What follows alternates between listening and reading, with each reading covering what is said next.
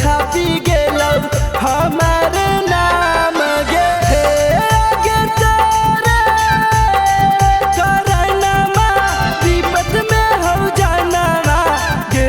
छौड़ी तोरे करनमा चौधरी जी के खिलल हरौनवा गे छौड़ी तोरे करनमा चौधरी जी के खिलल हरौनवा गे छौड़ी तोरे करनमा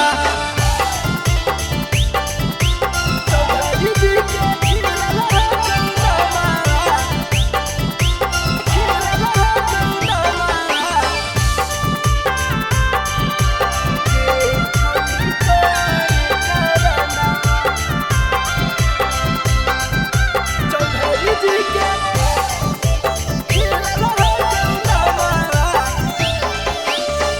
गौतम मानिसवा के जिंदगी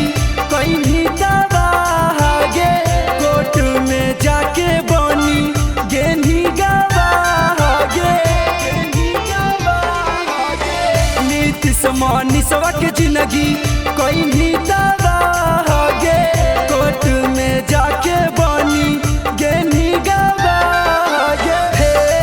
गे तोरे करनमा संकट में हो जानवा गे छौड़ी तोरे करनमा चौधरी जी के खिलल हरौनवा गे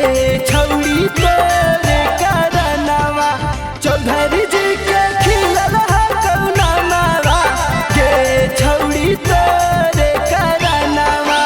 सवेरा फिल्म्स रिकॉर्डिंग स्टूडियो शाहपुर चौक देवन बिघा।